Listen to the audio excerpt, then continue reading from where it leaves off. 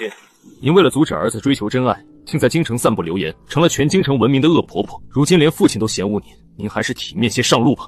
体面？我呕心沥血培养你考中状元，你却为了一个商户女要逼死你的亲生母亲。邵文渊，你还是个人吗？婆婆，您这又是何必呢？文渊爱的是我，您非要从中作梗，落得如今被休弃、囚禁祠堂的下场，怨得了谁呢？来人，送老夫人上路！邵文渊是软禁主，我做鬼也不会放过你们！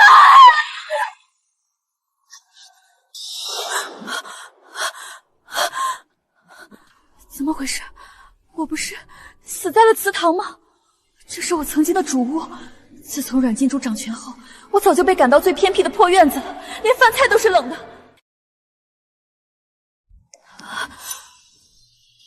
夫人，你怎么还坐着发呆呀？你还是出去吧，侯爷还在外征战未归，小侯爷和少夫人在前厅等着您去拜高堂呢。你再不出去，可就睡到误了吉时了。成亲，夫人，今儿可是大喜的日子呀！您不是一直盼着小侯爷能娶妻生子，成家愣业吗？虽说这心腹出身商户，您心里不痛快，可这婚事已经定了，您若是再赌气不去，外头人该怎么盘破咱们侯府？原来如此，我重生了，回到了邵文渊和阮金炉成亲的日子。前世我被他执意娶商户女气得大病一场，连成亲当日都下不来床。可我的好儿子却以此要挟，长跪不起，逼我拖着病尸去主持婚事。到底是我心软，为了他的体面，强撑着去受辱，可换来了什么？换来了一尺白绫。嬷嬷说的对，这样重要的日子，我怎么能缺席呢？若是缺席了，岂不是太失礼了？夫人想通了，老奴这就伺候您更衣。夫人，您真的要这副打扮去吗？怎么，有何不妥？夫人出身世家大族，向来最在意体面和规矩。今日毕竟是小侯爷大喜，您这样素净苍白，香粉都不涂，连病容都盖不住，只怕惹人非议啊！前世我为了顾全大局，硬生生强撑着盛装打扮，结果误了时辰，让满堂宾客干站着。阮金珠不仅不体谅我，还借题发挥，让所有人都觉得是我这个婆婆在故意摆谱刁难新媳妇。这一世，我就是要让他们看看是谁在逼迫谁。不必添妆了，我本就病重，何必欲盖弥彰？走吧，不是说小侯爷在等我吗？可千万不能误了吉时啊！这都什么时辰，还拜不拜堂了？新娘子不做花轿不遮面，骑马出嫁，还美其名曰什么状元能打马游街，我也能，真是一点规矩都不懂。难怪侯夫人死活不肯露面。侯夫人到。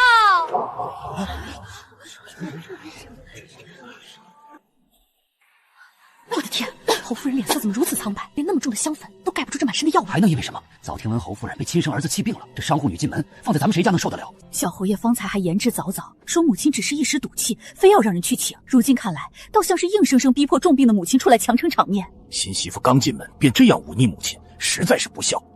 这新科状元之名，怕也是空有才学，毫无德行。苏一贤，你看看你这副鬼样子，堂堂侯德主母，这样不修边幅，成何体统？老太太素来不瞒我，只生了文渊一个儿子。前世在阮金珠3年抱6的对比下，她更是将阮金珠当成压制我的最强武器。今日便让她先替阮金珠撑腰吧。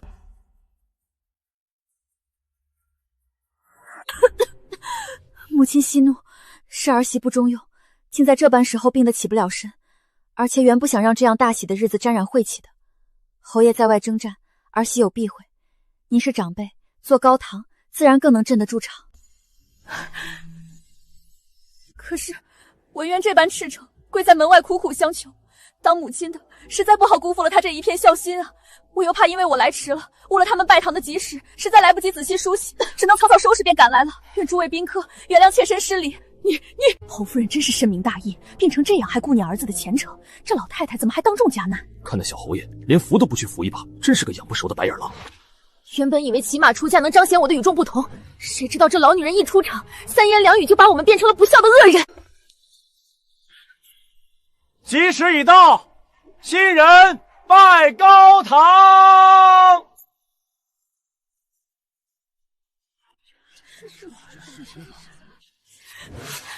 瞧，刚刚好。若真待我仔细梳洗一番，你们又不肯拜堂，误了时辰，岂不全成了我的过错？原本以为今日病重无法出席，心腹的见面礼打算等明日敬茶再给的，方才事出突然，没来得及准备旁的，便先将这个给你吧。母亲，这是给金珠的。这老女人算计我，当着这么多人的面，拿个破二手货来打发我，分明是诚心羞辱我商户出身。谢母亲赏赐，只是金珠乃侯府明媒正娶的正妻，玉镯虽然珍贵，可将一件不知被人戴了多久的二手之物赐予心腹，实在是不合规矩。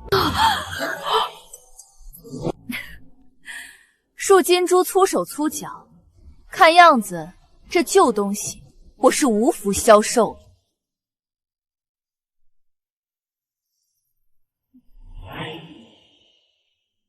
前世也是如此，他摔了东西，我苦心遮掩，最后所有的流言蜚语和责骂全落在我头上。如今没有我替你挡道，你这所谓的豪爽傲气，简直愚蠢至极！大胆！你父母便是这般教导你对待尊长赏赐之物的吗？金珠，你疯了，快跪下认错！你这孩子怎么如此冲动？此乃邵家代代相传的传家之宝，向来只传长媳，原本应该等你诞下嫡长子再传于你的。他确实不知经过了多少代主母的手，你若是瞧不上这二手之物，大可直言，也不该这般粗心大意的将它毁了。我瞧这玉质也并非什么绝顶的上乘户型，哪里配得上侯府传家？我娘家前些日子刚从西域得了一块极品料子，水头可比这个好多了。不如我出钱，再给侯府打一对新的便是。那块料子才是真的价值连城。无知蠢妇，此乃开国皇后亲赐的玉物，岂是你那商户人家上不得台面的破石头能比的？御赐之物，我不知道啊。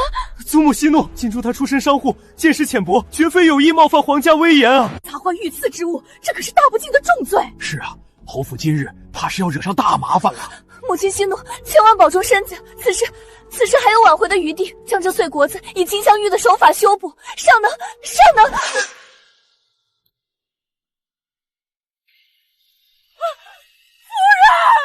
不好了，侯夫人被心腹气吐血了，快传太医！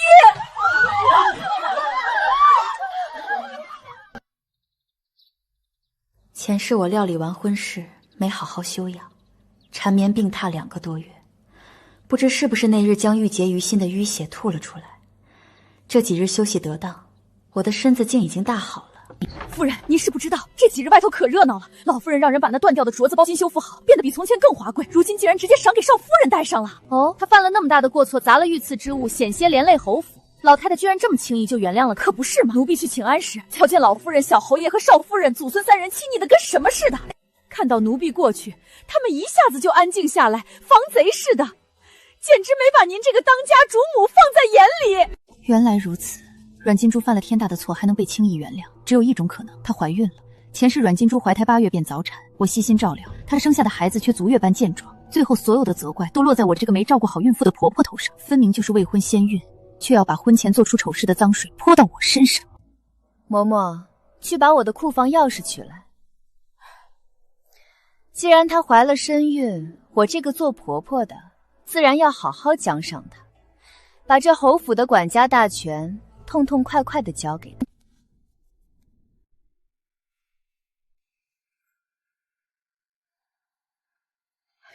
夫人，您身体本来就虚弱，何苦还要将脸色弄得这般憔悴，平白让那边看了笑话。不病的重些，怎么好顺理成章地将侯府这一摊子烂事去交出去？前世我为侯府呕心沥血，生怕老太太和那商女媳妇管家出了乱子，拖累侯府名声。这一世我要亲眼看着跟着他们这繁华似锦的侯府一点点作践成烂泥摊子。走吧，去给咱们的老夫人请安，可别让她等急了。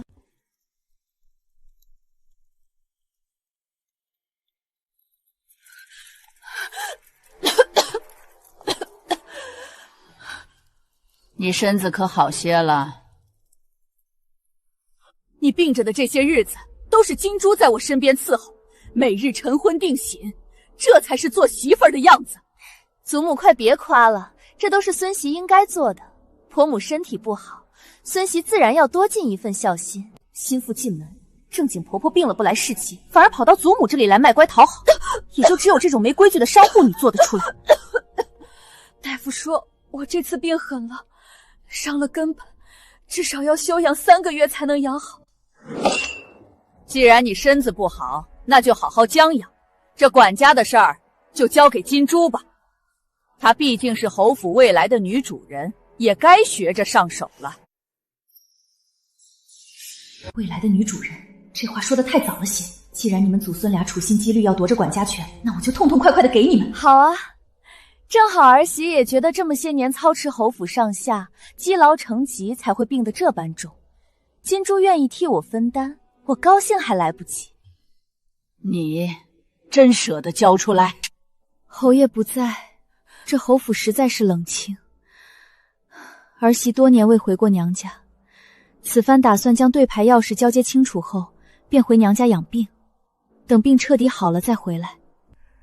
更何况此病来势汹汹，若留在府里，免不了文渊媳妇儿长时间侍疾。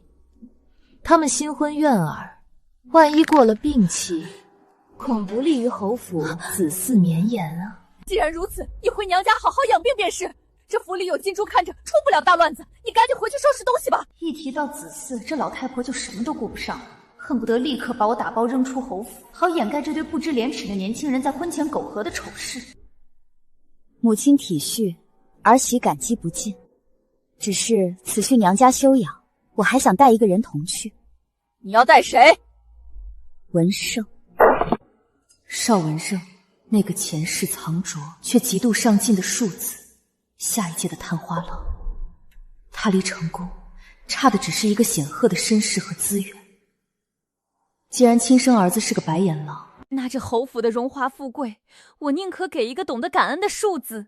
为何一个身份卑贱的庶子，平日里连这正堂都进不来？你怎么突然想到要带他回你那高贵的娘家了？如今文渊已经成家立业，侯府统共就这2个男丁，我作为嫡母，自然要为侯府的将来做长远打算。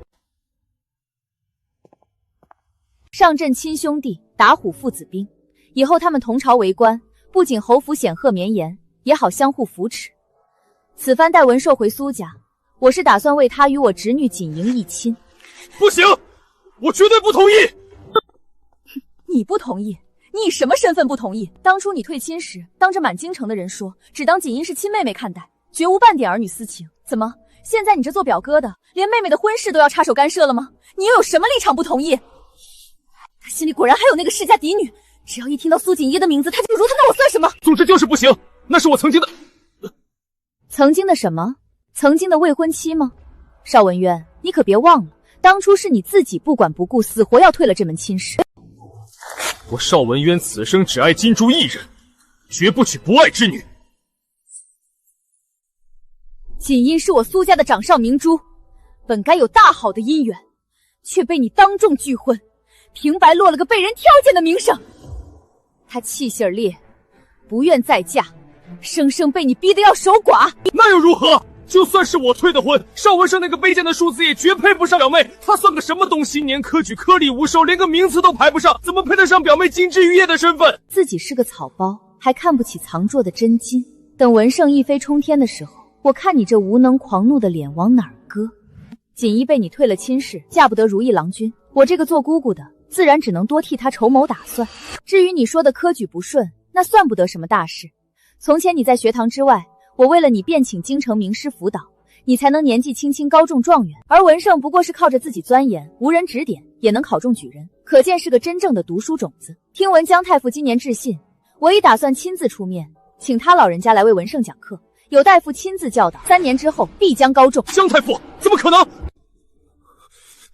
我的老师也不过是国子监的祭酒，他邵文胜一个低贱的庶子，凭什么能让3朝元老姜太傅为他授课？母亲，你怎能如此不公？不公？你身为我的亲生骨肉，堂堂承平侯府的嫡长子，从一出生便享受着这世间最顶级的资源，这对别人而言就已经是不公了。更何况你如今为了所谓的真爱，非要娶一个浑身铜皱的商户女为正妻，往后在这京城的官场上，文人清流只会嫌弃你沾染了世坏之气，对你避之不及。你都自绝于清流了，还管老师的地位高低做什么？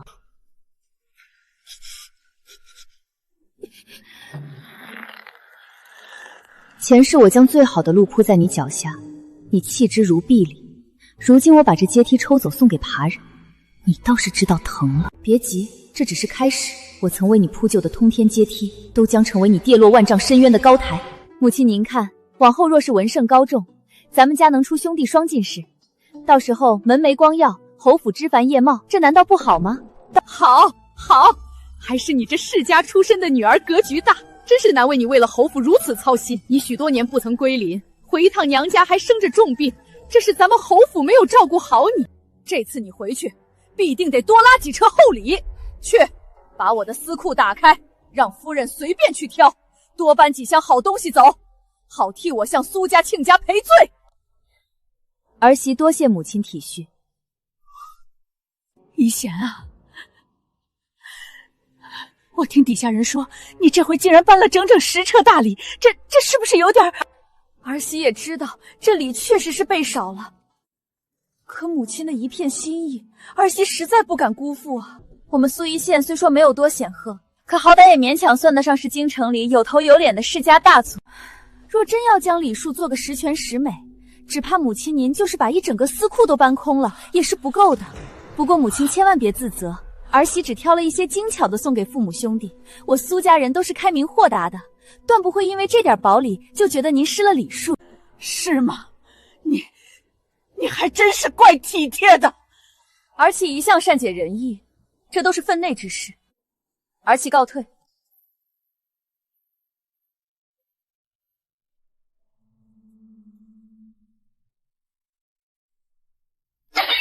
我不过是想跟着你一起回苏家探望外祖，你能不能别总是胡思乱想？我胡思乱想？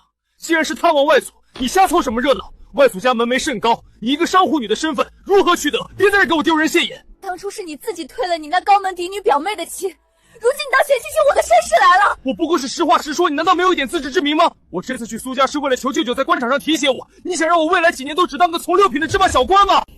前世这个时候，我早已动用娘家的人脉，为你谋了个正5品的肥差，让你在官场上春风得意。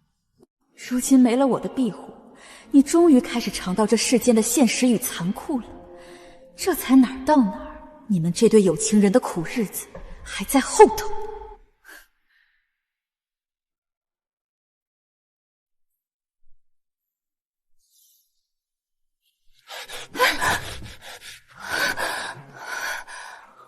母亲，您是要去外府家吗？您是不是特意在等我，要接我一起去给舅舅赔礼道歉？是啊，婆婆，夫君他这几日在4灵院累坏了，您赶紧让他外祖家给安排个清闲又有实权的好差事吧。母亲笑什么？金珠是妇道人家，不懂官场这些弯弯绕绕，您别笑话她了。我是在笑你，这大白天的怎么就开始做梦了？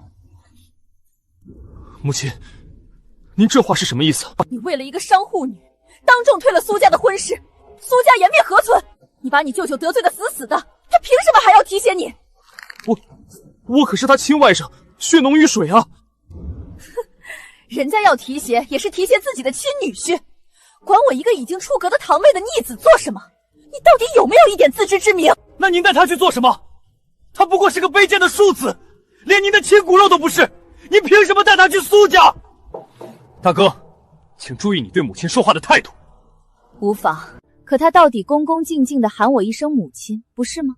你可以为了你那伟大的真爱不要前程，我却不能不要娘家的亲情。文胜，我们走。是，母亲。母亲，你会后悔的，我可是状元。夫君，他不过是吓唬你，哪有亲娘真不管儿子的？滚开！要不是你，我能落到这步田地吗？我可怜的女儿啊，早知道便不让你嫁这劳狮子侯府，与那少宁娇聚少离多不说，如今儿子还这般忤逆，一家子的烂摊子全压在你一个人身上，看看你都瘦成什么样了。母亲莫哭，女儿现在看开了，一点也不觉得苦。一线，退婚之事你不必自责，你万般阻拦，是那邵文渊一意孤行，我们都看在眼里。苏家不会因为那个混账家伙迁怒于你。多谢兄长体谅。兄长，这是侯府的庶子邵文胜。见过老夫人，见过舅舅舅母。文胜这孩子是我看着长大的，年幼丧母，虽不是我亲生，却胜似亲生，品性纯良，远超那个逆子。文渊既已自毁前程，往后我也不必再在他身上倾注心血，只当苏家从来没有过这个外孙。一贤，要彻底放弃文渊。是，不仅如此，我还要全力扶持文寿。他虽然这次落榜，但我看出他有登阁入相的潜质。我已出面为他请了姜太傅为师，下次春闱他必将榜上有名。姜太傅，那可是帝师啊，能入他的眼，此子定有过人之处。这几个月我打算在娘家养病，文社便在咱们苏家的族学上课。兄长若有闲暇，可随意考教他的学问。其实我是真心想让锦衣做我的儿媳，兄长万万不可因为文渊那个闲杂耽搁了锦衣的终生。这侯府庶子长得竟比邵文渊还要俊朗几分。没出息的丫头！男子最重要的是才学和品性，怎么能空有皮囊？哟，你倒好意思说别人。当年我还不是看中你这副好皮囊，不然鬼才嫁给你这个老古板呢。兄长，那文生在族学的事便拜托您了。哈哈，好说好说，只要他肯学，苏家的大门随时为他敞开。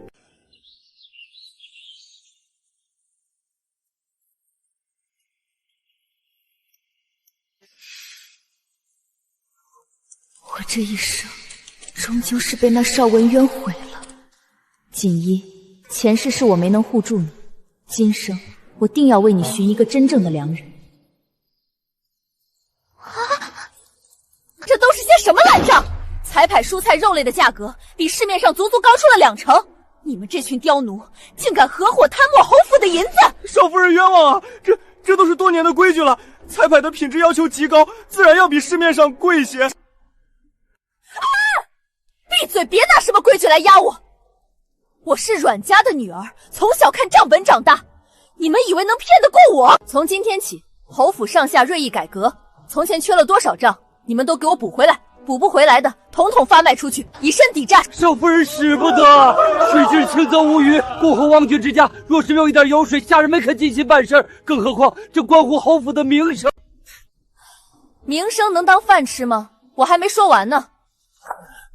还有那些旁系的老爷少爷们，以后他们喝酒的酒钱、请客的饭钱，侯府一概不予报销，让他们自己付账。这怕是要引起众怒啊！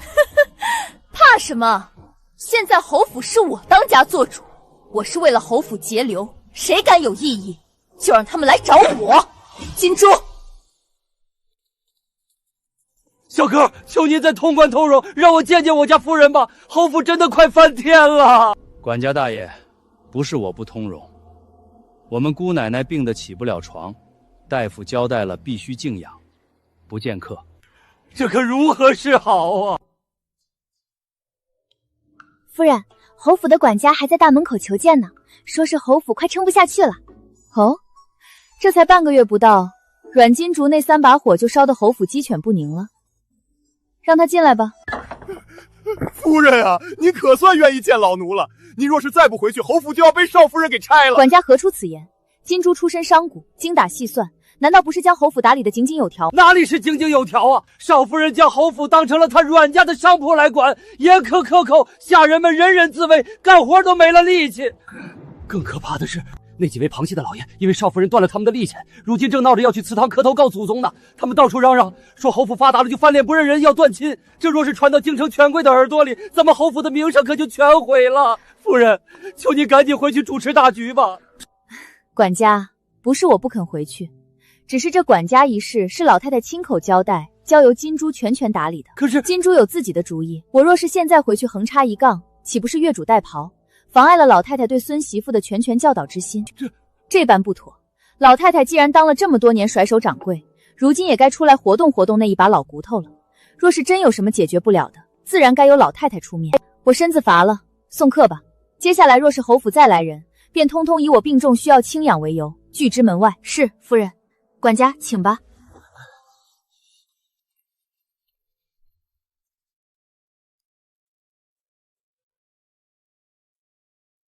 阮金珠，这才刚开始呢。这管家的权利，你既然拿了，就别想轻易放手。夫人，老太太亲自派老奴来接您回，少夫人实在是镇不住场子了。老太太这几天被府里的烂摊子折腾得力不从心，您快跟老奴回去吧。林嬷嬷，我怕是不行了，快将我接回去！我生生是侯府的人，死也要死在侯府的床上。夫人，你这病怎么？姑姑，你不能就这么丢下我们啊！你还要亲眼看着我哥哥为生哥哥成亲呢！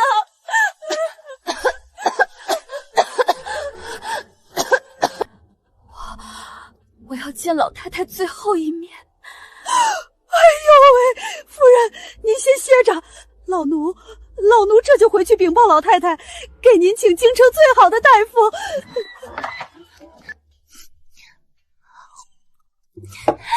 这酸梅汤真好喝，姑姑好厉害，您这招装病绝了。侯府现在缺了姑姑，那是半天都转不动了。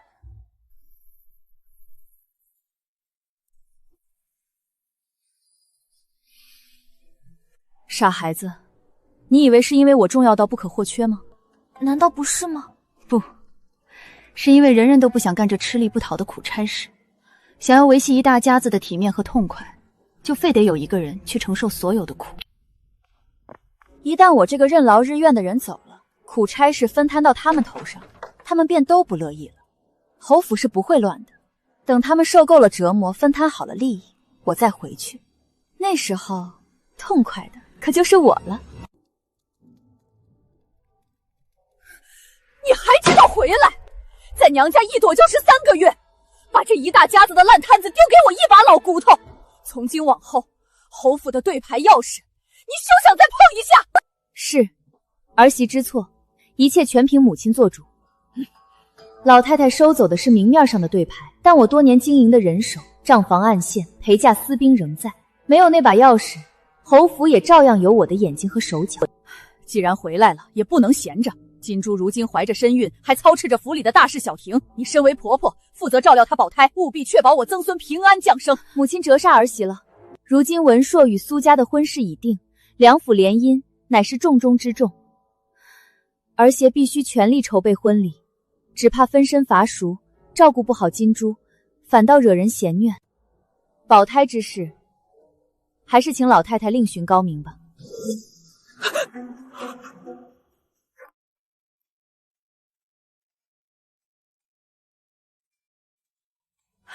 夫人，天大的喜讯！侯爷打了大胜仗，大军已经入城，马上就要凯旋回府了。当真？侯爷终于回来了，传令下去，全府上下张灯结彩，准备迎接侯爷。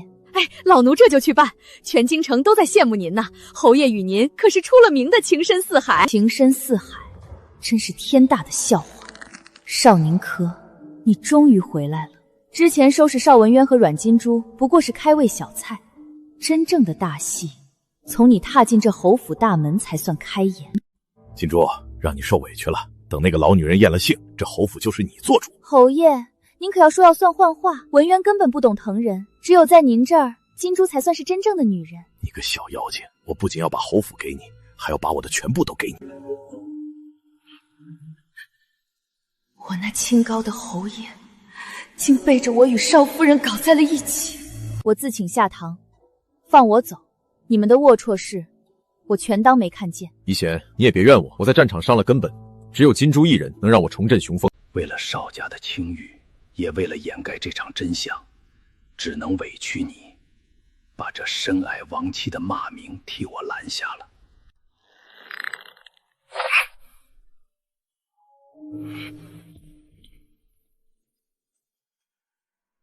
母亲，药放这儿了，趁热喝吧。文渊，你听我说，外面的传言都别说了，因为您散布金珠的传言，我在京城已经抬不起头了。您自己好自为之吧。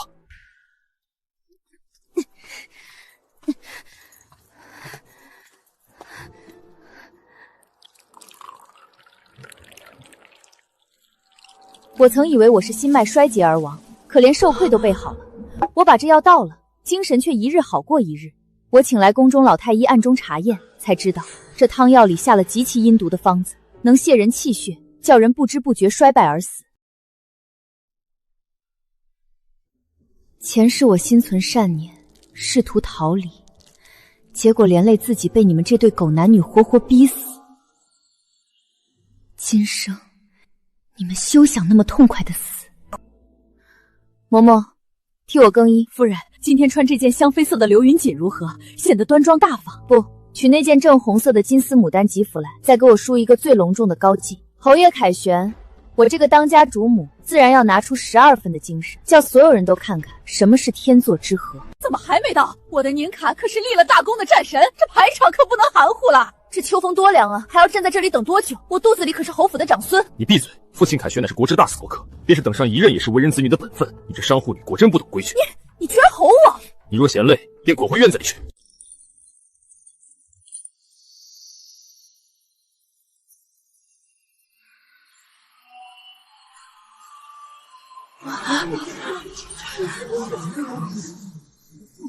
怡贤，你这身打扮，婆母，侯爷在外征战劳苦，我身为发妻，自然不能蓬头垢面，惹他心烦。母亲今日倒是格外用心。规矩所在，谈不上格外二字。侯爷到了！侯爷到了！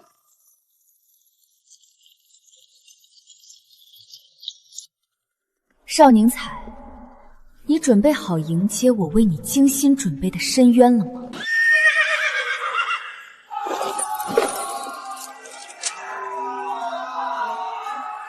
宁凯啊，我的儿，你可算回来了！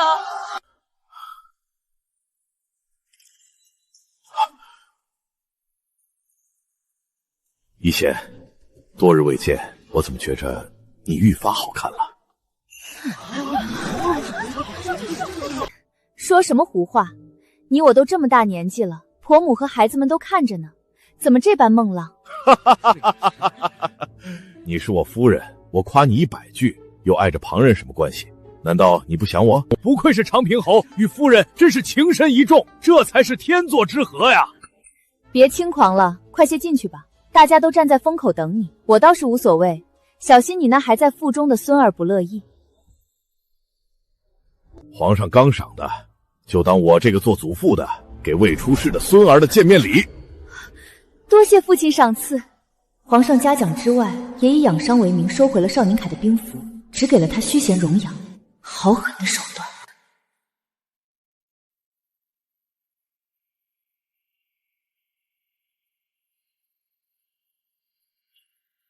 前世我病得油尽灯枯，你嫌我形容枯槁，以受伤为由与我分房而居，连看都不愿多看我一眼。如今我养好身子，打扮光鲜，你便如发情的恶狗一般嗅了上来。只可惜你装作不近女色的深情模样太久了，既然前世你用不举来骗我，今生我就成全你，让你一辈子也别醒了。侯爷，您在边关受了伤，这是妾身特意为您熬制的补药，对固本培元有奇效，快趁热喝了吧。夫人亲手熬的药，再苦也是甜的。这可是宫中秘药，无色无味，喝下去保证侯爷从此清心寡欲，雄风不再。一星，为夫想死你了。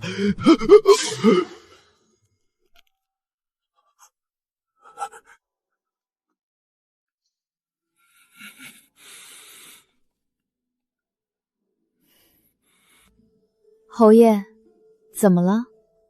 是有什么心事吗？多日行军，实在太过劳累，加上旧伤复发，为夫今夜困顿的不行，只想抱着你好好睡一觉。想来也不是什么大问题，侯爷好生休养，定能重振雄风的。文渊，我肚子沉，你抱我上摇椅好不好？大庭广众之下，拉拉扯扯成何体统？有辱斯文。怎么父亲母亲能当众手牵着手进府，我们夫妻抱一下就有辱斯文了？父亲在边关豪爽惯了，我是翰林院的文官，怎么能与武将一样粗鄙？你若再这般无理取闹，我就去书房歇息。连抱我一下都不敢的废物，哪里像个顶天立地的男人？好戏，这才刚刚开始呢。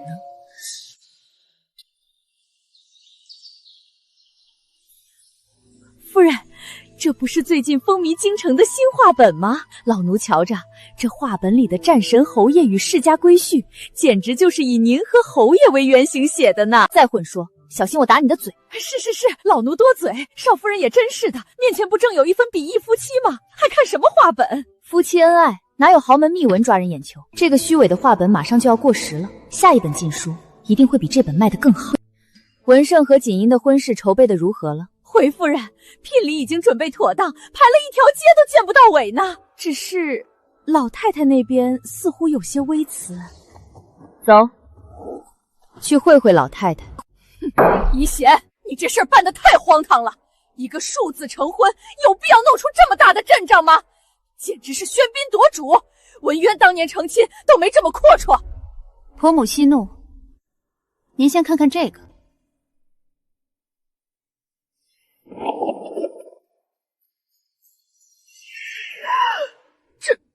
这么多，这是我苏家给锦衣准备的嫁妆单子，都是比着我当年的规格办的。唉，锦衣是个好孩子，文胜这孩子也争气，连我兄长都夸他将来入仕定然前途无量。只可惜啊，可惜什么？可惜他是个庶子，苏家的嫡女下嫁给一个庶子，传出去终究不好听。这有什么要紧？你本就是他嫡亲的母亲，又将他养大。如今他又娶了你娘家侄女，干脆就把文献记到你名下做嫡子，这样也不算辱没了锦衣的身份，更是两全其美。既然婆母发话，那儿媳这就去办。多谢婆母成全。邵文渊，你不是看不起只有这个母亲吗？如今你连唯一的嫡子身份也要保不住了。好了，以后文胜便是你正儿八经的亲弟弟了。他若是发达了，也定然不会忘记提携你这个当哥哥的。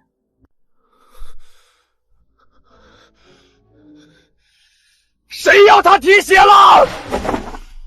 我才没有什么亲弟弟，一个贱婢生的庶子，凭什么踩在我头上？母亲，您就为了这点事要毁了我吗？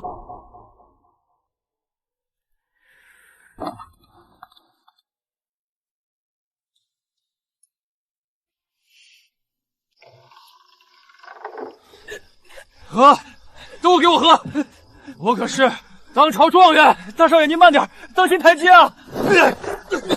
那些纨绔子弟算什么东西？凭什么灌我酒？夫人，大少爷夜不归宿，方才被嘴醺醺的送回来了，这是一并送回来的信。是堂兄的字迹。文渊在官场失意，结识了许多权贵之家的纨绔子弟，如今见他多了个嫡亲弟弟，又娶了他前未婚妻，自然都想方设法将他拉下神坛，可劲儿地灌他酒。大少爷还在院里撒酒疯，大声咒骂。哦，他骂什么？奴才不敢说。说，母亲她好狠的心，我不过是一次未如他愿，他便扶持那个贱婢生的庶子与我打擂台。他以为这样就能威胁到我吗？等我承袭爵位，我必也如此待之。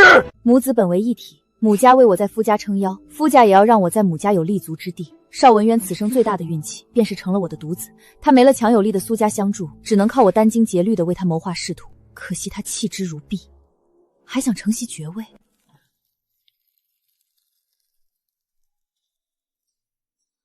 一个对我满腹怨言的孩子，怎么能当侯爷呢？苏家嫡分配侯府嫡世子，真是郎才女貌，天作之合啊！少二公子才华横溢，如今又有了苏家相助，前途不可限量。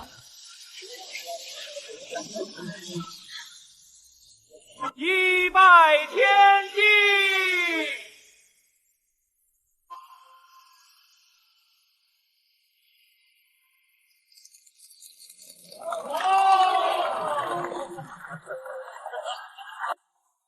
你听听，这是属于我的排场，那原本是我的未婚妻。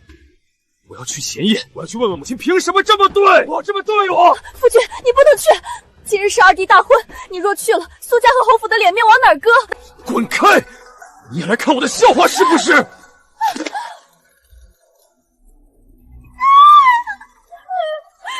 痛，肚子好痛！夫人，别院来报，大少夫人怕是要早产。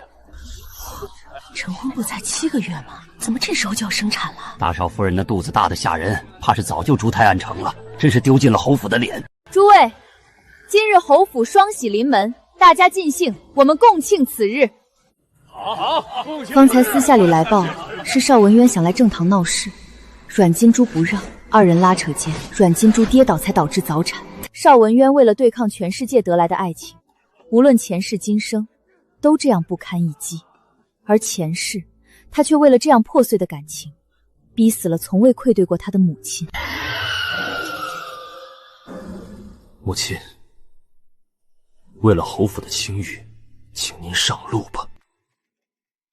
这一世，我且看着你们如何自寻死路。金珠，你真是我们邵家的大功臣，一下子添了3个孙儿，我必向皇上讨个好彩头。这都是儿媳应该做的，几个小胡素罢了，哪里值得惊动圣上呢？这可是本侯的长孙，往后是要承爵的，自然当得起这样的待遇。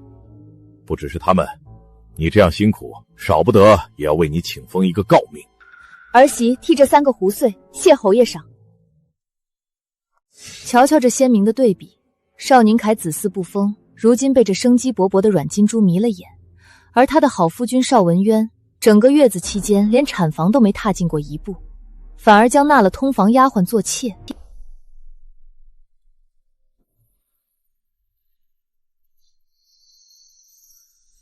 母亲，阮金珠因邵文渊纳妾伤心，邵宁凯又被卸了兵权，郁郁不得志。这2个失意之人相互慰藉，多美好的一段感情啊！现在只差一个契机了。这是什么书？你这般宝贝，藏藏掖掖的，见不得人吗？儿媳妹这个月实在是闷得慌，就托人随便买了几本打发时间。母亲饱读诗书，这些粗鄙之物入不得母亲的眼。左不过是些话本，他想看便让他看吧，无伤大雅，你何必如此苛责？我也不曾说过什么，1个2个的，倒像是我多苛待媳妇儿似的。是，金珠啊，你也别把你母亲想得太严肃，她年轻时还不是喜欢看这些乱七八糟的，脾气可古怪了。大半夜想吃城北的切羊肉，我还不是立刻骑马去给她买。当着晚辈的面还把这些陈年旧事出来说什么？这点事儿要让你惦记一辈子。是啊，这样好的夫君，在我怀着孕的时候勾搭了我的贴身丫鬟，他表面忠贞，其实浪荡，否则也不会为了阮金珠毒杀我。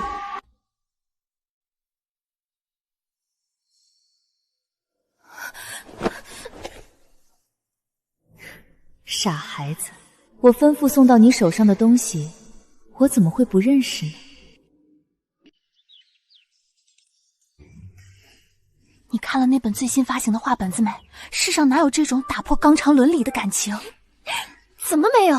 那书里好好的小姐，放着多情公子不爱，倒爱上了公子的叔叔。你瞧咱们大少夫人貌美，侯爷又英俊，不正像书里的主角吗？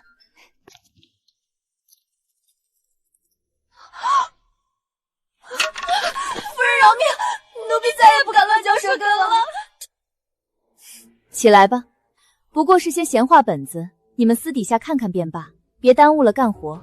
我的眼光一如既往的好，这本由我亲自挑选，按推波助澜的神作，果然火爆。闲言碎语就是最好的催情药，就让这把火烧得再旺些。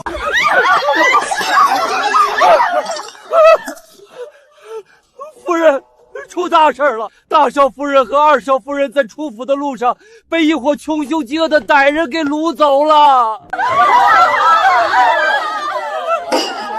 慌什么？天塌下来了吗？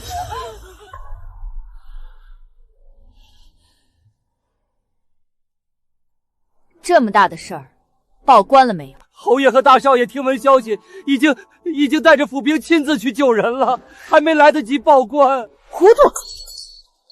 拿着侯爷的令牌，立刻去顺天府报案，就说长平侯府的女眷被劫，请顺天府接案，同时快马递信苏家，请姜太傅上达东宫，恳请太子调神机营协助。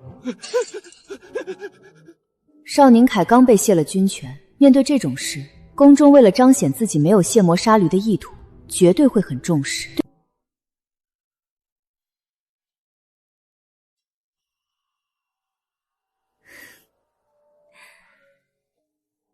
那个让邵宁凯与阮金珠定情的绝佳契机，终于来了。邵小侯爷，你的2个女人都在我手里，你想带人走可以，先受我一剑，而且你只能选1个带走，选吧。我选锦衣。金珠，我一定会回来救你的。文渊，你竟然……没骨气的软蛋，去死吧！休伤我邵家父！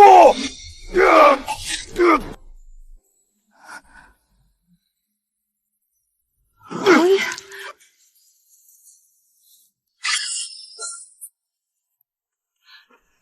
别怕，别怕，有本侯在，谁也伤不了你。大少夫人，您喝口汤压压惊吧。今日真是凶险，小吴爷他也太绝情了。绝情？是啊，那匪徒虽然绑了我，可也帮我看清了人心，连生死我都不怕了，还在乎那些繁文缛节做什么？谁能护着我，谁才是我的天。前世便是经过了这场生死的考验，阮金珠对邵文渊彻底死心，与邵宁珂冲破了世俗的地谷，成就了那段恶心至极的真爱。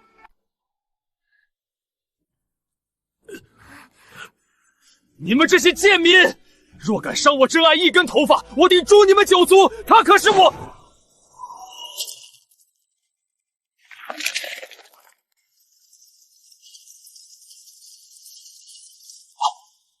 放箭，1个不留。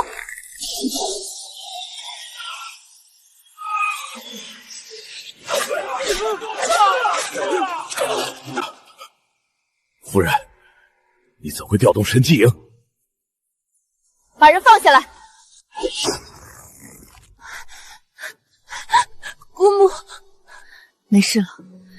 姑母，侯爷，您流了好多血，您是为了救金珠才受的伤，金珠万死难辞其咎啊！无妨，你平安便好。领头的抓活的，带去刑房。夫人，查清楚了，此人是少夫人阮金珠做生意时认的结拜义兄，嘴硬的很。哦，还是个重情义义的。既然与金珠是旧识，就赐你个痛快吧。绑架侯府女眷，代价可是惨痛的。你们要干嘛？不，动作干净点。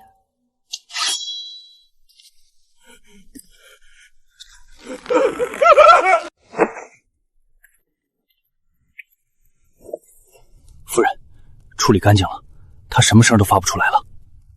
二少夫人毫发无伤，你差事办得极好，领赏回乡当个富家翁去吧。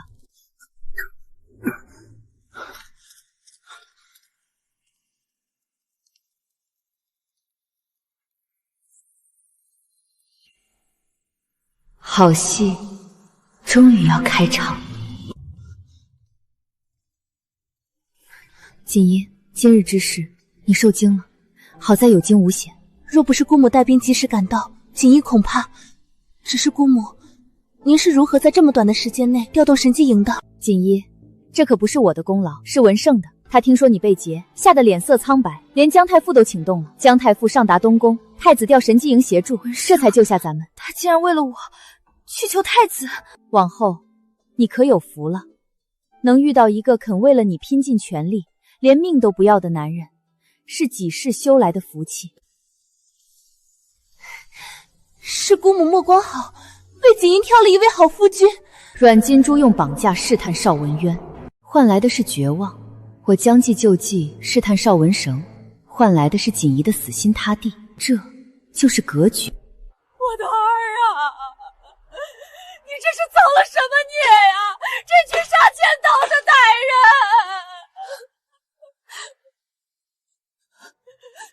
苏氏，你这毒妇！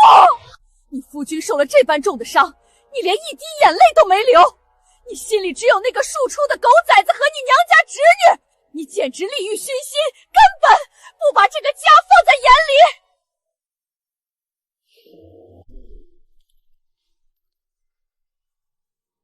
母亲这话说的，金珠正替我流着泪呢。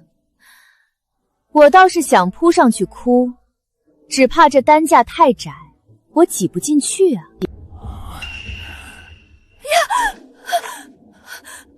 老夫人，儿媳近日被歹人掳走，心中慌乱无助，看见侯爷因救我受伤，儿媳只担心侯爷出事，一时什么都顾不得了，失了礼节。只要侯爷安然无恙，什么责罚金珠都认了。好孩子，你是吓坏了，这怎么能怪你？既然想让侯爷安然无恙，还不快去叫太医！一个个围在这里干嚎，不知道的还以为侯府在哭丧呢，听着就晦气。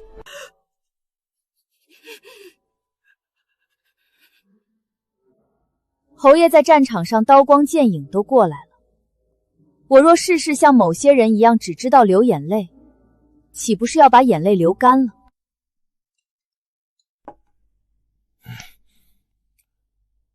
夫人，这是吃醋了。侯爷说什么胡话？我还从未见过夫人刚才那般疾言厉色。金珠到底是3个孩儿的母亲，文渊不争气，我这做父亲的怎能坐视不理？若是连自家儿媳都救不出，岂不是叫人笑话？夫人若是生我的气，属实是错怪我了。真是一出感天动地的宫袭情深啊！若不是我早知你教他骑马投壶，带他逛军营，连将士都喊他小夫人，恐怕还真会被你这番正气凛然的话哄住。我知道夫君与金珠光明磊落，我只是气愤他连累你受了这么重的伤。是我要救他，免不得让他落人口舌，得想个法子澄清一番才是。所以我打算让金珠负责你养伤的全部事宜。如此甚好，清者自清，夫人真是聪慧过人。你先别夸我，这事儿还得老太太点头。老太太德高望重，她来下令，旁人才会更信服。那夫人可有办法？夫君放心吧，我来安排，保证让老太太点头。夫人真不愧是为夫的贤内助啊！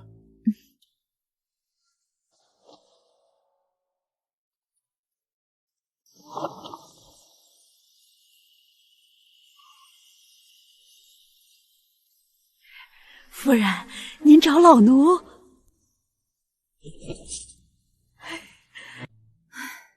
李嬷嬷，侯爷伤重，满府上下唯有金珠之前跟着侯爷去过军营，懂他的习惯。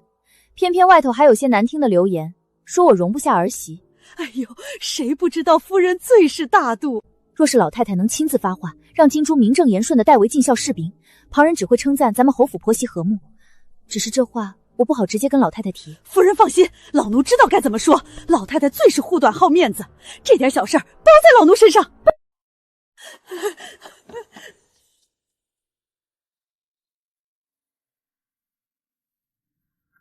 明修栈道，暗度陈仓。老太太，这可是你亲手为你儿子铺的黄泉路。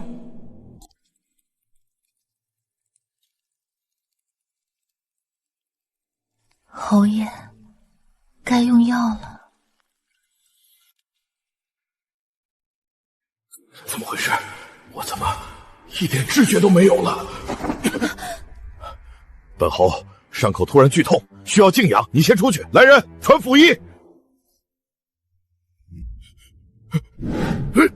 到底怎么回事？说！侯爷，您这是惊了气血，寒气侵入经脉，损了根本，气血倒逆，恐有碍雄风啊！侯爷，妾身亲手为你熬了参汤，现在能端进来吗？绝不能让他知道我成了一个废人。滚到后面后头去！敢把今晚的事儿漏半点风声，又像筛口话一样，本侯要你全家陪葬！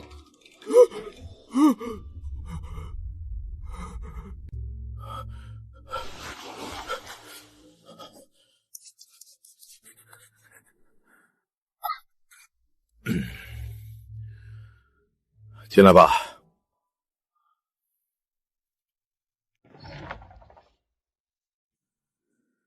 侯爷，夜深寒重，喝口热汤暖暖身子吧。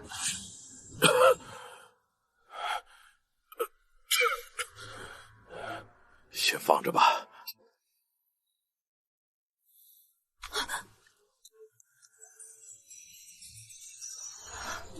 侯爷，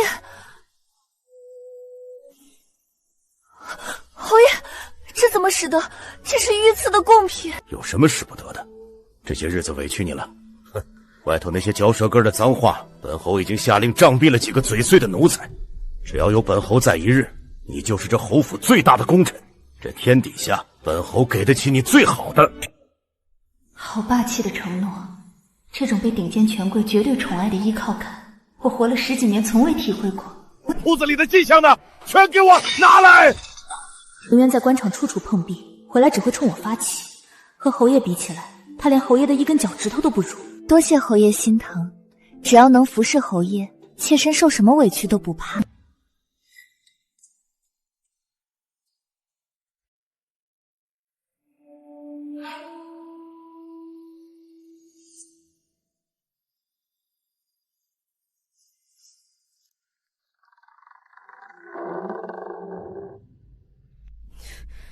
死丫头们去哪儿躲懒了？连个灯都不点。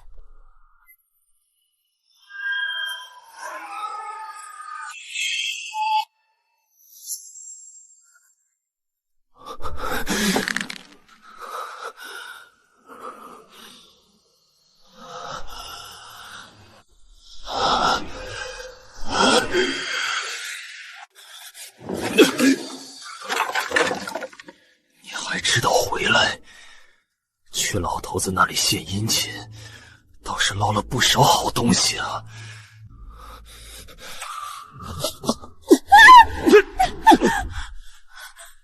来人，你发什么疯？这是侯爷赏给我的提己东西。提己？我是你男人，你的东西就是我的。哟，这不是长平侯府的大公子吗？连请酒的银子都拿不出，还装什么清高？一点规矩都不懂，你这辈子就坐冷板凳吧！你在侯府吃香喝辣，知不知道我在外面受了多少白眼？把这些拿去典当了，给我换银子送礼。等我袭了爵，你想要多少没有？你做梦！这就是我当初不顾民检也要嫁的状元郎，如今竟像个穷酸泼皮，靠搜刮女人的首饰去摇尾袒莲。齐杰，就凭你这副窝囊样，你在外面没本事，回了家只会冲着女人发烟，要钱1分都没有。你也不撒泡尿照照自己现在的德行，你连侯爷的一根脚趾头都比不上。贱人，你敢拿我跟那个老不死的比？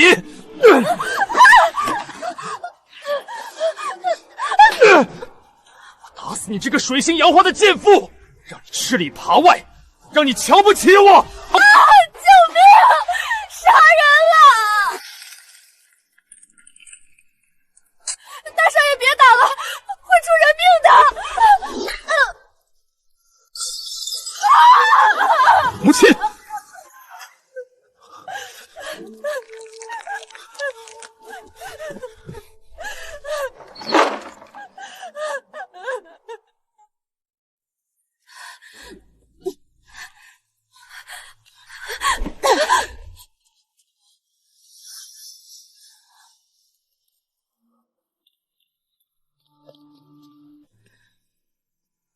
邵文渊，这一顿打彻底打断了我对你最后的一丝念想。既然你这般绝情无能，就别怪我心狠。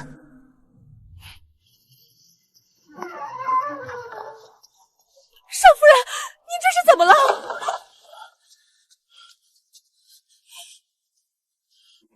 金珠，你这是怎么了？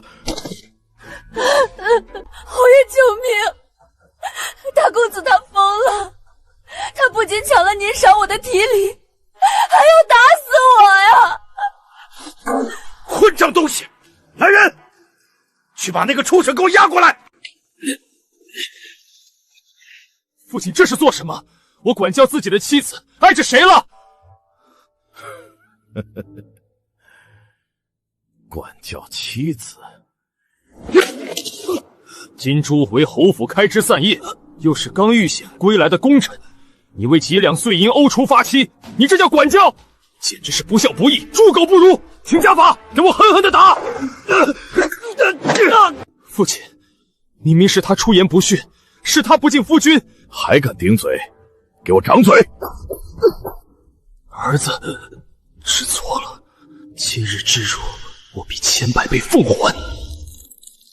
父权与夫权的这场惨烈厮杀，真是精彩绝伦。我精心布下的局，终于开始结出恶之花，好好享受吧，这才是刚开始。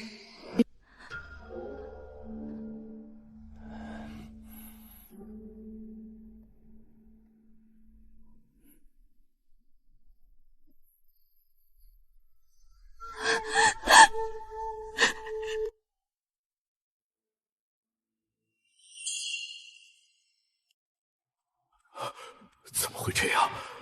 没人在怀，我这身子竟依旧毫无半点反应。侯爷，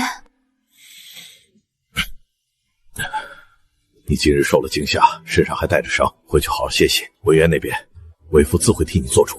如此克制守礼，侯爷果然是个伟岸的真男人。妾身告退。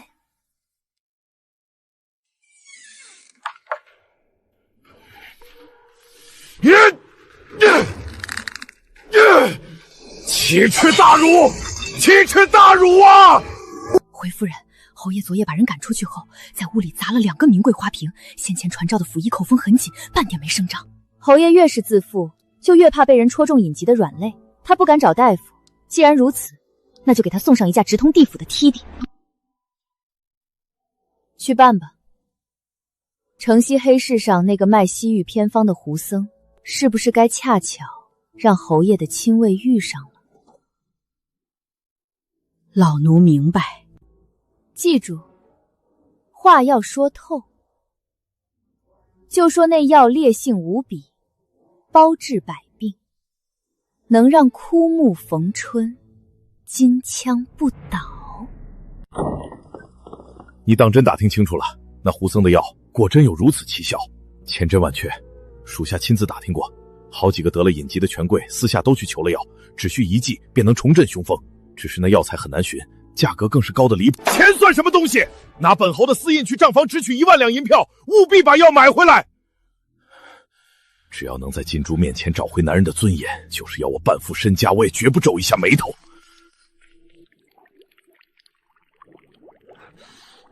他根本不知道，那胡僧的药与我下的泻阳药药性相克，每一次的欲火焚身，都在透支他的精血。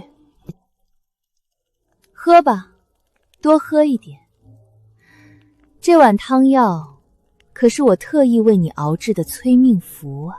二公子这份治水实策，字字珠玑，太子殿下看了连连抚掌称赞，直夸您有宰辅之才。殿下说了，待姜太傅给您举荐入仕，东宫的大门随时为您敞开。多谢太子殿下厚爱，二公子真是天纵奇才，咱们侯府的骄傲啊！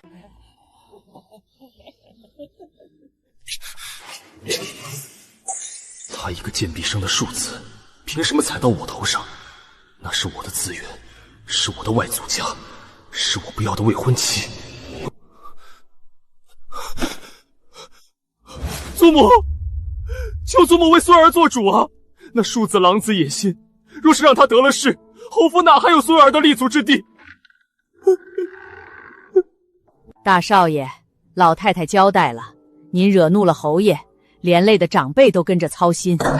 您还是好好在院子里闭门思过吧，别再出来丢人现眼了。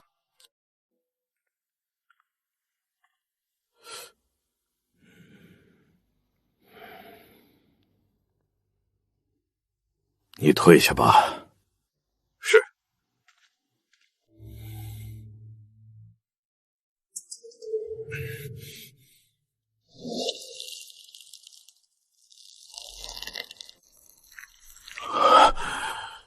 这药力好猛！这虎狼之药果然厉害，多日来的憋屈，对隐疾的恐惧，今天终于要一扫而空了。哈哈哈哈哈哈！本侯依旧战无不胜。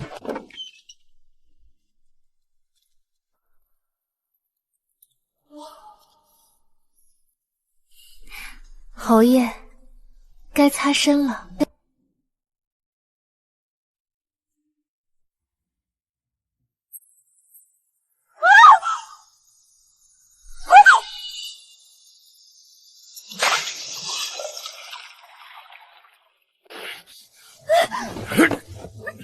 侯爷，您疯了！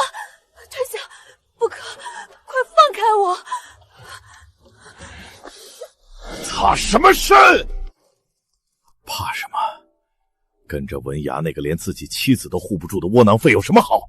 侯爷，只要你从了我，这侯府的泼天富贵，连同我这人，以后全都是你的依靠。是啊，文渊不仅没出息，还会打我，而侯爷手握重权，能给我想要的一切，礼义廉耻算什么东西？记住，我的好记住！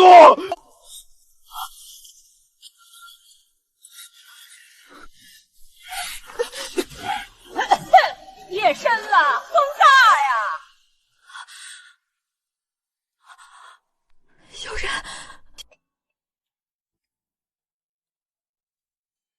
夫人，昨夜那边差点就成了，如今少夫人连遮掩都不愿了。柴火已经架好，只差最后一把浇上去的猛油了。阿眠，你看着吧，我要让这禽兽在最极致的亢奋中走向毁灭。去，把库房里那盒西域进贡的安神香拿来，亲自给少夫人送过去。老奴明白。就说少夫人近来日夜侍奉侯爷，劳苦功高，这香料安神静气，最是难得，算是我这个做主母的体恤之心。这哪里是安神香，这是一味能让人理智全无的极品祸神香，一旦与那胡僧的药相遇，便会如烈火烹油。少宁可，你就在欲望的烈火里，把性命烧成灰烬吧。侯爷，这药还烫着，我喂你。金珠，你真是越来越懂事了。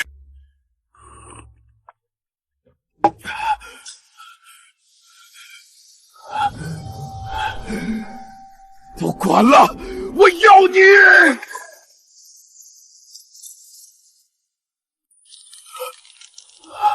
头好胀，难道是那药的副作用？不管了，先办正事再说。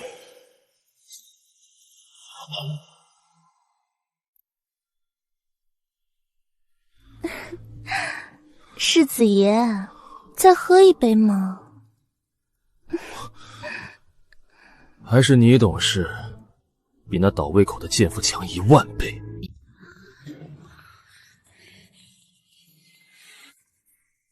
邵文远，你竟敢把这种人带回侯府，你把正气的脸面往哪儿搁？你还有脸提脸面？你这贱妇，整日打扮的跟个狐狸精似的往那老东西院里钻，真当老子是死人？你胡说八道什么？我是去市集。世纪，你这种残花败柳，也配占着我侯府正妻的位置？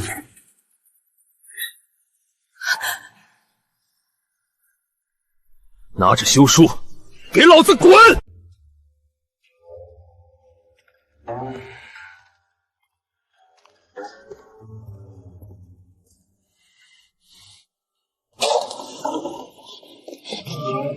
侯爷，文渊他竟然为了一个青楼女子要休了我，金主没脸活了，不如死了干净！混账东西，自己是个护不住女人的废物，倒敢在本侯眼皮底下作威作贺！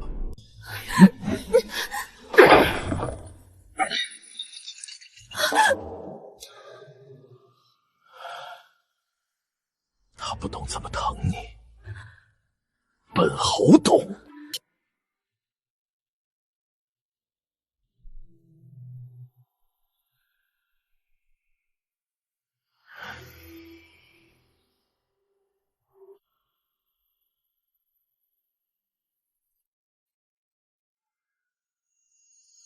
侯爷，您留醒！了？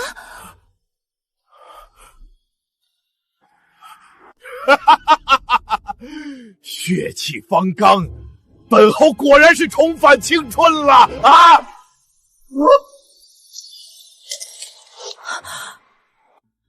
侯爷，你怎么了？快来人啊！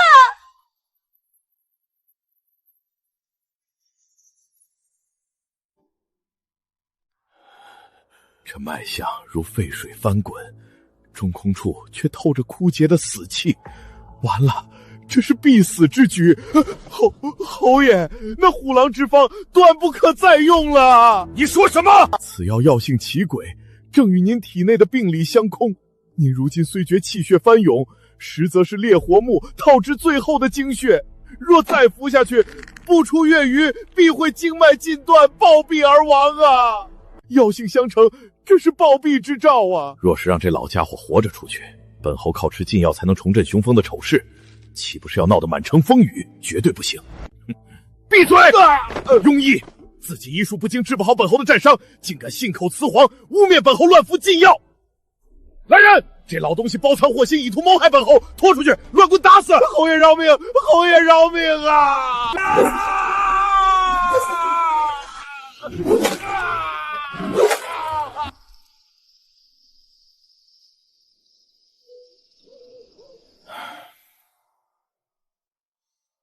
只有生杀枉诺的权利，才能证明本侯没有老去。夫人，府医在院里咽气了，活生生打死的。如今全府上下噤若寒蝉。死了？少宁可真是彻底疯魔了，连最后的遮羞布都要用人命来填补。既然这老畜生为了贪欢，连人命都敢草菅，那我这做正妻的自然该体贴入微，给他们腾出更广阔的遭死舞台。传我的话，借口核查庄子账目，把院子周围的精锐护卫全都给我调走。夫人的意思是，换上一批又聋又哑的粗使奴才，去守着他们，可别坏了侯爷和少夫人的好兴致。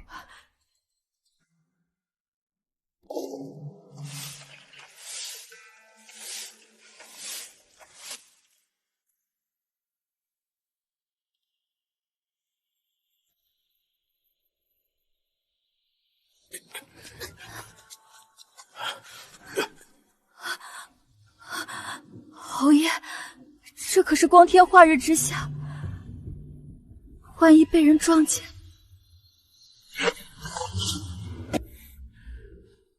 怕什么？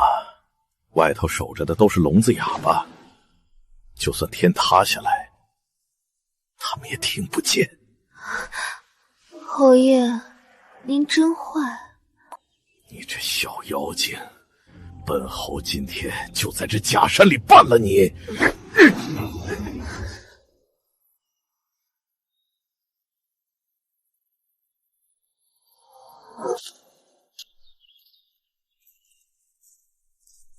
是什么破侯府，连个赏钱的主子都见不着，少侯爷又去上职了，真是无聊透顶。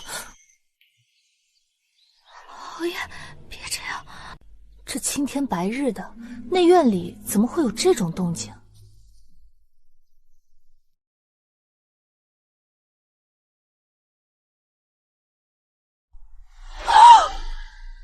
天哪！那是高高在上的长平侯和那个天天拿鼻骨看人的少夫人，他们竟然平时装得多清高，背地里还不是跟我一样是个下贱货？这下可让我抓到天大的把柄了，这侯府的天怕是要变了。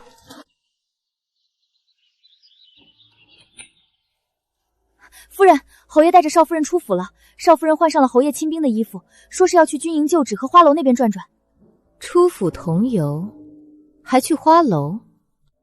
少宁凯的身体每况愈下，那猛药的药性发作起来，这四方院墙内的偷欢已经满足不了他那膨胀的兽欲了。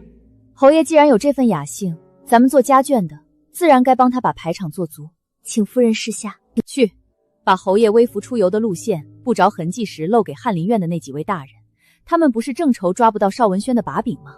就当是我这个做母亲的送给儿子同僚们的一份厚礼。奴婢这就去办。侯爷，你弄疼我了，这可是外头青天白日的，万一被人瞧见，瞧见又如何？在这京郊地界，谁敢管本侯的闲事？金珠，跟着那个废物有什么意思？今日我就带你去看看昔日驻扎的军营九址，让你见识见识什么是真正的男人。侯爷威武，金珠自然是知道的。真没看出来，平平侯平时道貌岸然，竟然好这一口，带着个钱兵在马陪上亲热。武将嘛，总有些特殊的癖好。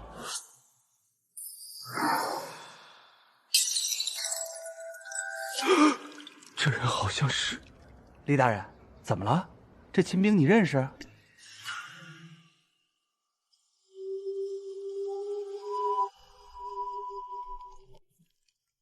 那分明是咱们那位好同僚邵边肘的夫人啊！什么？邵文渊的媳妇儿？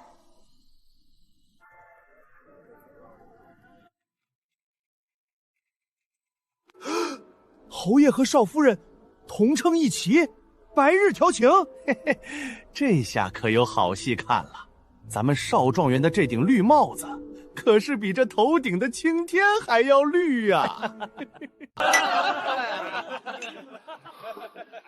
自从邵文亨那个贱种搭上太子，这群见风使舵的势利眼连装都懒得装了。总有一天，我要把你们全踩在脚下。哎呦，邵边土，走这么急做什么？来，喝一杯。我还有公务，不胜酒力。听说令尊长平侯伤势大好，昨日还亲自去京郊军营旧址跑马了，当真是老家父确实在养伤，不劳李大人挂心。让开！哪能不挂心呢？我们可是亲眼看见长平侯那黑马的马背上还坐着个娇滴滴的千兵呢，那身段，那媚态，尤其是耳朵上那对红宝石坠子，哎呀，怎么跟邵编制夫人大婚时戴的那对一模一样啊？邵编制，你这头顶的绿云可真是罩得严严实实啊！老子替儿子疼媳妇儿，邵大人这顶绿网鸡帽子戴着可还舒坦。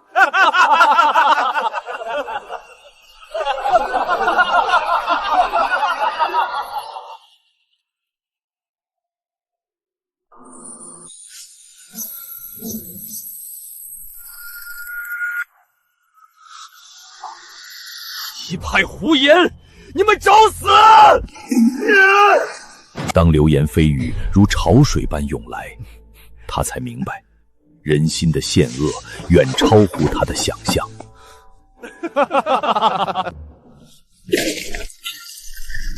阮金居，你个贱妇，给我滚出来！邵宁珂，你个老混蛋，敢做不敢当吗？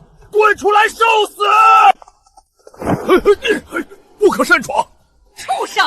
哎呦，你提着剑冲你老子的房门，是要造反吗？祖母，邵宁凯他办了阮金珠，如今整个翰林院都知道我戴了绿帽子，我还怎么做人啊？你个忤逆不孝的畜生！听信外头几句不干不净的市井谗言，就敢提着刀剑来构陷你亲爹！我侯府没有你这种不忠不孝的疯狗！来人，给我狠狠他的嘴，让他掐掉放子！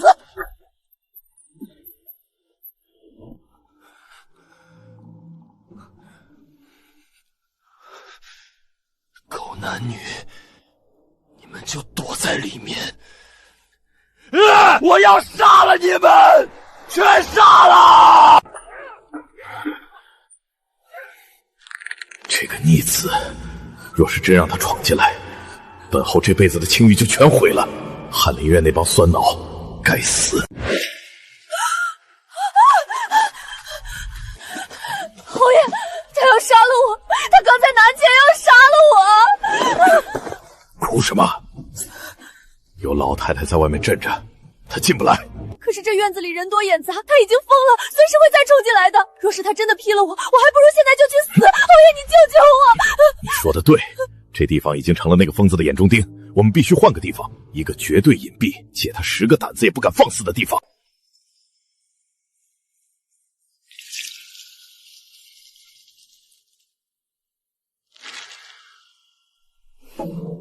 既然烈火已经烧到了明面上，那我也该尽尽做主府的本分，给这对受惊的狗男女搭一个绝对安全的戏台了。夫人，咱们现在去哪儿？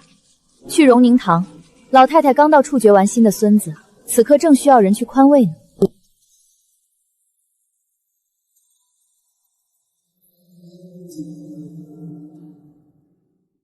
魔怔了！这个白眼狼真是魔怔了！为了个狐狸精，连老子都敢杀！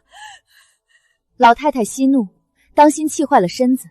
文渊这孩子心性偏激，竟连市井谣言都信，实在是大逆不道。他老子为了侯府九死一生，好不容易捡回一条命养伤，他竟敢提着剑去闹。若是惊了侯爷的元气，要了他的命去赔都不够。只是侯爷那院子如今已被文渊死死盯住，儿媳方才去侯爷震怒，金珠那丫头更是吓得连药碗都端不稳了。文渊毕竟是世子，他若再像今日这般发疯硬闯，只怕护院也拦不住啊。若是侯爷因为休养不宁伤了根本，咱们侯府的顶梁柱可就塌了。他敢！有我老婆子在一天，看哪个不要命的敢惊扰我儿！如今这府里能镇得住文渊，能给侯爷一个绝清静的，恐怕也只有老太太您了。除了您的院子，谁还能挡得住文渊那不要命的疯狂呢？对，只要搬到我眼皮子底下，那里是孝道压顶的地方，文渊绝不敢带着刀剑闯他祖母的内室。传我的话，立刻把侯爷的床铺行囊都搬过来。从今日起，侯爷就在我这荣宁堂养伤，我看谁敢来撒野。今日起，侯爷就搬到我这荣宁堂来养伤。我老骨头一把，好歹能时时看顾着，免得被那些不孝的畜生惊了元气。老太太慈母心肠，儿媳替侯爷谢过老太太，儿媳一定在此好好侍局，片刻不离。好孩子，你是个有孝心的，比那些动刀动枪的强100倍。好一个慈母心肠，儿子儿媳侍奉亲长是理所应当，在老太太院里养伤本是为了避嫌，可少宁车偏偏拿着当做最坚固的保险。老太太啊老太太，你以为你护着的是侯府的顶梁柱，殊不知你的荣宁堂已经成了滋养他们那恶心私情的温床，这样他们只会更加肆无忌惮的幽会了。老太太英明，有老太太亲自坐镇，侯府定然安稳如山。接下来就看我那傻儿子什么时候能发现这最后一块遮销布被撕碎。母亲，儿子今日来是有一件关乎前程的大事，想听听母亲的教诲。你如今已是太子的座上宾，名师教导，深得看重，还有什么事拿不定主意的？朝中虽然已经立储，可众人都到东宫平庸，几位能力出众的皇子正虎视眈眈拉拢于我，儿子心中有些摇摆。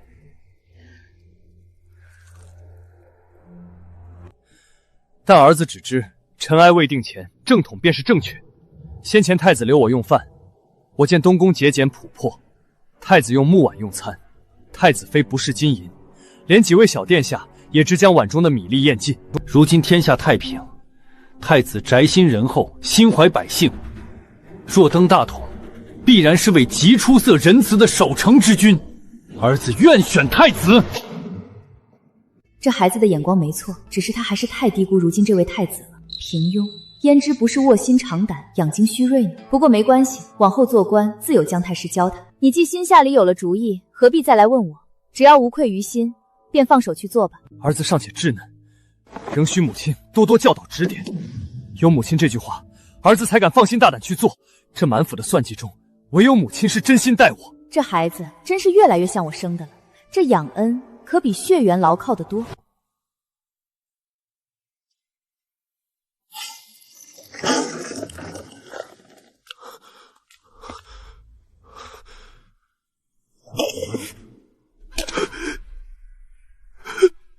母亲，母亲，快随我去捉奸！慌慌张张，成何体统？你们都退下。这样急匆匆，捉什么奸？把事情理清楚了再说。我今日羞羞，原想着金珠这些天在祖母那里市集劳累，得了空想去哄哄她，没曾想，我竟撞见她坐在父亲腿上，二人耳鬓厮磨。我说这贱妇怎么一直不回房里？我还以为她仍怪我当日不救她，原来是有人哄呢。你惊动他们了？祖母在午睡，她院里静清秋的，我不好打扰，并未惊动任何人。谁能想这青天白日里，他们竟然连门也不关，便做这种勾当。门都不关，这只能证明老太太院里全都知道，连下人都帮着打掩护，真是烂透了。荒唐！捉贼拿赃，捉奸拿双，要人赃并获，证据确凿，才能证明你说的是真的。我亲眼所见，母亲您信我。若你媳妇儿只是跌倒了，不小心坐上去的怎么办？别疑神疑鬼的，老太太院里规矩森严，怎么可能发生这种事？我说的都是真的。我这就去请老太太，您先去荣宁堂等我，再晚怕是让这对狗男女跑了。我第一次觉得我这个废物儿子倒也不是完全没有可取之处，至少他会捉奸啊。哼，加油，好儿子，我看好你。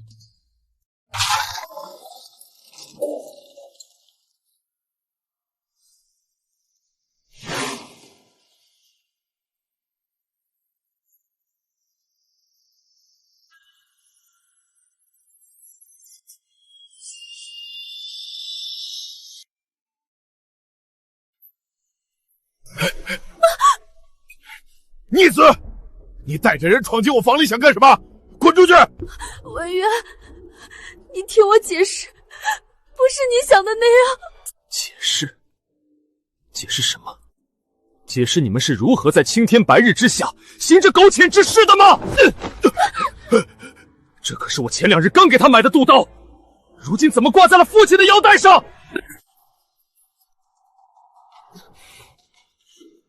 放肆！你这个孽障，你怎么敢捉你父亲的奸？你眼里还有没有长幼尊卑？还有没有孝道？若是旁人，我自然是不敢的。可如今，戴绿帽子的人是我，是我！他连我夫人都敢碰，他都不怕遭天谴，我有什么不敢的？你给我闭嘴！你母亲都不曾说话，哪有你大呼小叫的份儿？母亲，你看到了吗？如今证据确凿，你还不相信吗？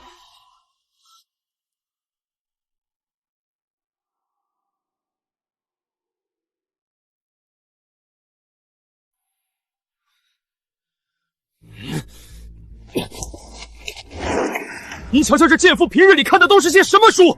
全都是些违背纲常伦理的禁书，看一眼我都嫌脏。他们早就勾搭成奸了。一贤，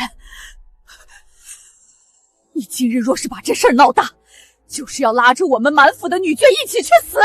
你别忘了，你的儿媳里可还有一个姓苏的，你想让你们苏家的名声也跟着陪葬吗？到底是谁在拉着满府女眷一起去死呢？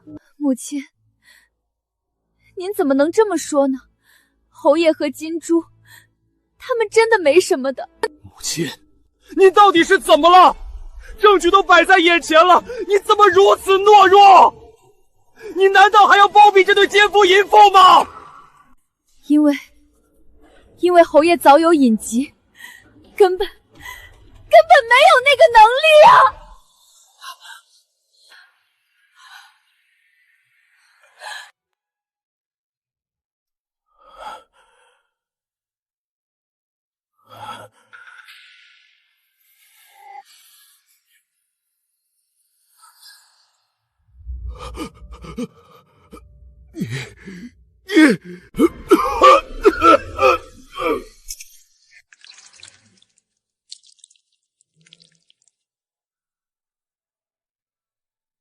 好险，幸亏我站得远，要不然见到我新做的裙子。夫人，侯爷这是心脉衰竭，原本底子就虚，全靠汤药吊着命。可侯爷私下里似乎服用了许多极猛的壮阳之物，药性冲突，毒素淤积体内，今日又突然受了极大的刺激，这才一下子爆发出来。太医，侯爷他还能撑多久？准备后事吧。若是能冲一冲喜，或许还能多留几日。你们都退下吧，我想单独陪侯爷走完这最后一程。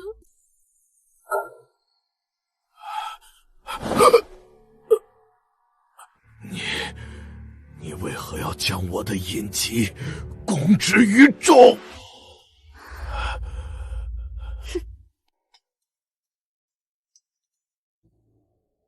怎么，没有阮金珠唇上的胭脂，你便喝不下去药了？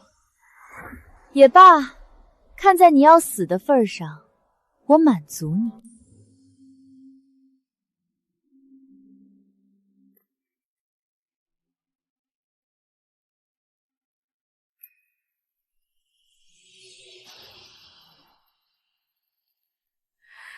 这可是好东西，可不能浪费了。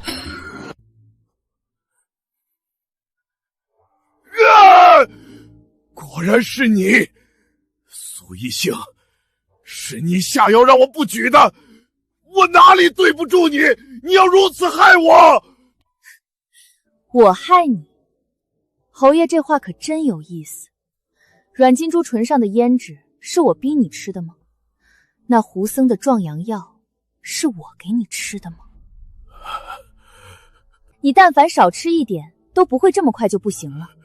我还想跟你们多玩会儿呢，可惜啊，是你自己不争气。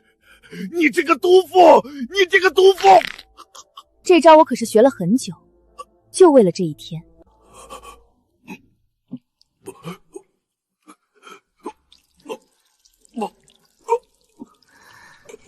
你还记不记得文社的生母？我那个陪嫁丫鬟叫阿眠的丫头。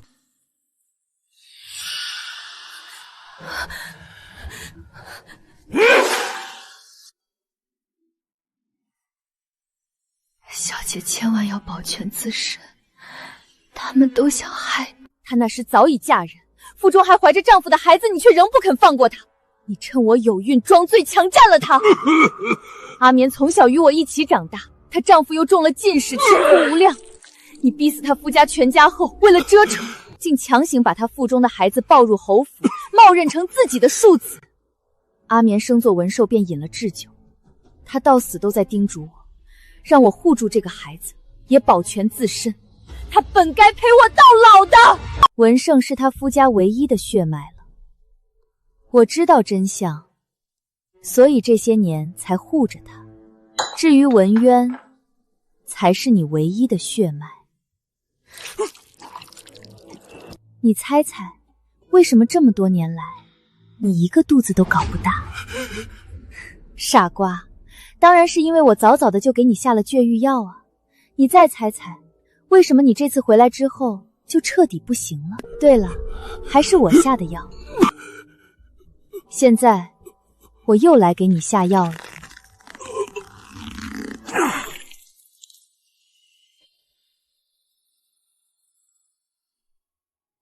我的儿，你这个毒妇！来人，快来人！母亲，您也猜猜，您为什么会在这儿？是我怕您见不到您宝贝儿子最后一面，特意叫人把您搬过来的呀。你疯了！我要报官！我要把你千刀万剐！您都这么大年纪了，白发人送黑发人受不了打击，跟着儿子一起上路，也是再正常不过的事情了吧？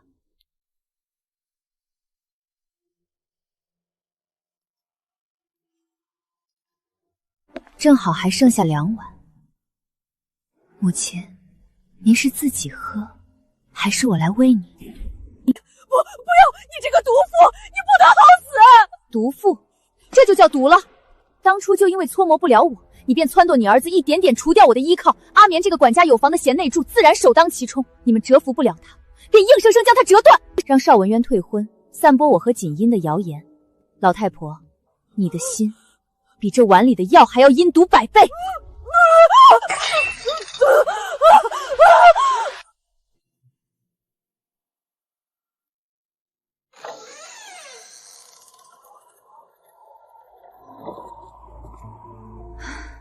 这下好了，可以直接准备2副棺材办大丧了。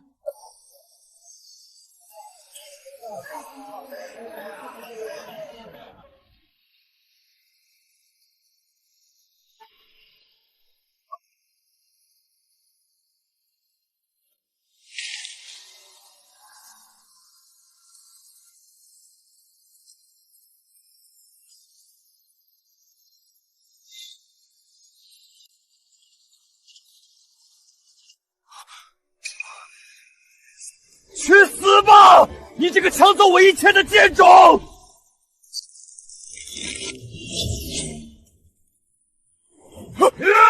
保护弹簧狼，保护夫人！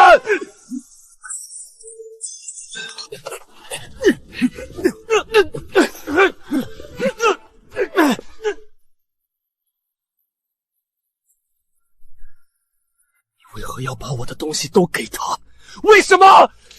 原本属于我的妻子，你给了他；原本属于我的前程，你也给了他。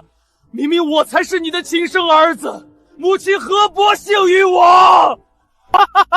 就算你再偏心又怎么样？这也改变不了我是你10月怀胎生下的儿子，是这侯府名正言顺的嫡长子，家里的爵位也只能是我的。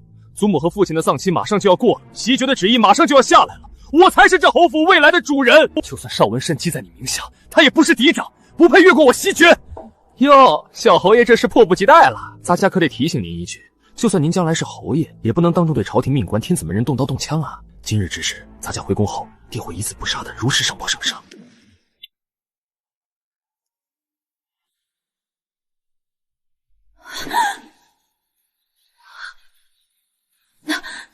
那是什么？扒了他的衣服，给我扒了他的衣服！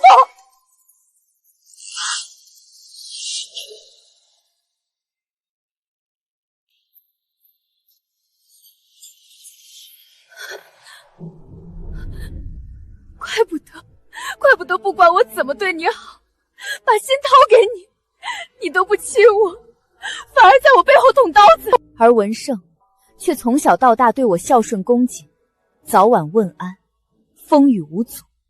原来你根本不是我的儿子，那块红色的胎记是我亲生儿子出生必有的烙印。公公明鉴，当年产房混乱，定是有人恶意调换了我的孩儿。邵文渊根本不是什么嫡长子，文胜才是我的亲生骨肉啊！你疯了，苏一贤！你为了护着这个小畜生，连自己亲生儿子都不认了！我可是你10月怀胎生下来的。我说为什么侯爷自你亲娘死后便再不纳妾，还要逼着我将你记在名下？原来他打的是这偷龙换凤的主意，用一个低贱的庶子换走我10月怀胎的嫡子。不可能，你在撒谎！当年接生的人呢？对质啊！当年的人早被侯爷遣散干净了，你这贼喊捉贼的戏码还能演给谁看？我的儿啊，你背上这块胎记，我做梦都记得，天杀的少宁凯啊！我一眼就认出了，这是我的亲生骨肉。母亲想你想到一天只吃得下3顿饭了啊！假的，那胎记是假的！你陷害我！公公，您可是宫里的老人，最是明察秋婆，可一定要如实上报啊！我们侯府百年清誉，这爵位万万不能落到一个心肠歹毒的贱人手里。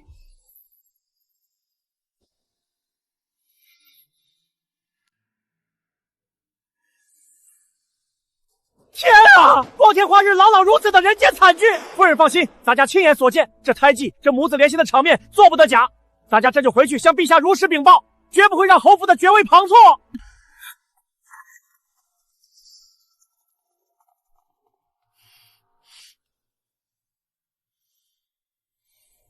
你们还愣着干什么？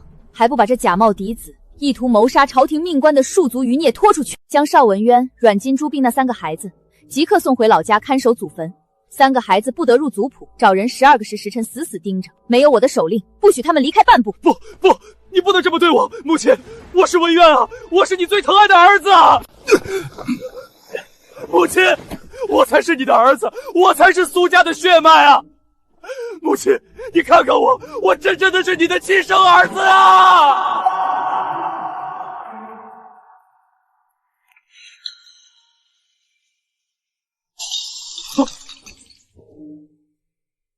吵死了，还不把他的嘴给我堵上！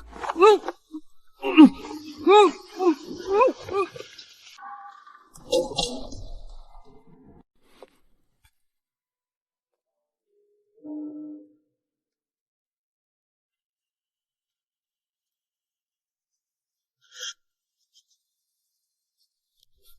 亲，我真的是您的亲生儿子吗？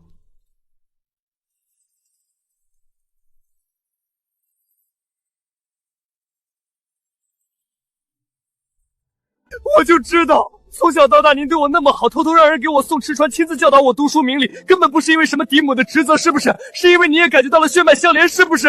我从小到大都在想，为何您这样好的人，却只是邵文渊那个废物的母亲？怪不得我满心满眼都只想保护您、孝敬您。原来我真的是您的儿子。小姐，孩儿让您取名，认您为娘，就当是沾沾您的福气，保佑他一辈子平安富贵。阿冕，你看到了吗？你当初的一句戏言，如今一语成谶。你的孩子天性纯良，他骨子里就是要保护我的。傻孩子，快起来！都是马上要当爹的人了，怎么还跟个小孩子似的，哭哭啼啼，成何体统？您是说，锦书她有了？快去后院看看吧，自己媳妇儿这些天这般嗜睡，你竟一点都没发觉，这样粗心大意，以后怎么当个好父亲？我要当爹了，母亲，我要当爹了，儿子这就去，这就去。锦衣夜夜在他背上用药水一点点刺下那伪造的胎记，也未必全是因为怀孕才嗜睡。文胜日日喝着我送去的安神药，睡得沉了些，难免粗心。